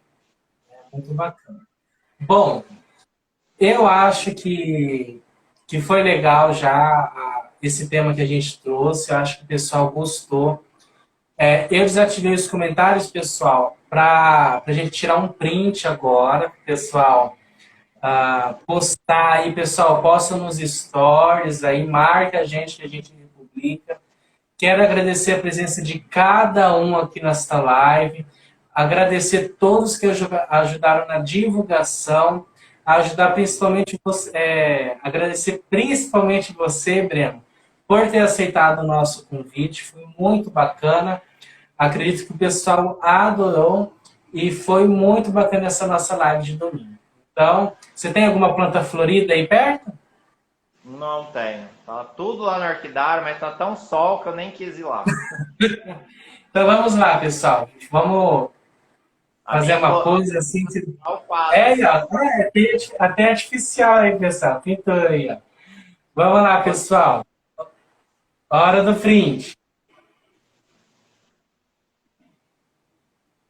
X. Aí. Então, só tenho a te agradecer por ter trazido essa oportunidade para o pessoal conhecer mais um pouco sobre você, do seu trabalho. Pessoal, sigam ele lá, pessoal. Orquídea Jardim Ribeirão Preto, né? Isso. Sigam ele lá, pessoal. Ele dá dicas fantásticas. Ele faz lives também, assim como eu, né? Traz temas muito legais aí. Então, só tenho a agradecer a todos vocês. Agora é a minha vez. Obrigado, Douglas, pelo convite, pela live. A gente já vem programando isso há muitos, muitos dias, muitos meses. E o tema é muito especial porque tipo, tudo que a gente precisa saber, a gente precisa, para cultivar, né? A gente precisa já saber de antemão para colocar as plantas no jardim, para conhecer cada uma delas. E isso é muito legal e eu gosto. Muito obrigado pela escolha do tema, fiquei muito feliz. Pessoal, muito obrigado pela presença de todo mundo aqui. Eu compartilhei para muita gente do meu perfil que talvez não conheça o Douglas, mas agora passou a conhecer. Sigam o Douglas também, ele coloca várias informações, várias lives super importantes. Observem tudo que já foi postado, tudo que é live, reels, postagem no feed, que é super importante. Geralmente, para quem não sabe, as minhas fotos, quando eu sei o nome, eu coloco na legenda da foto, tá, Eu pessoal? também, pessoal. Eu coloco principalmente não só na legenda, eu coloco no cantinho assim embaixo também a nomenclatura para ajudar vocês. E o pessoal às vezes me pergunta o nome e não vê que está escrito na legenda, né? E isso vai Pessoal, atrasando. bem, pessoal. Tem que ler tudo, pessoal. Tudo. Então, muito obrigado, Breno. Um ótimo domingo a você, um ótimo fim de domingo, né? Fim de domingo já, para todos nós. Você E um também. grande abraço para todos aí, pessoal.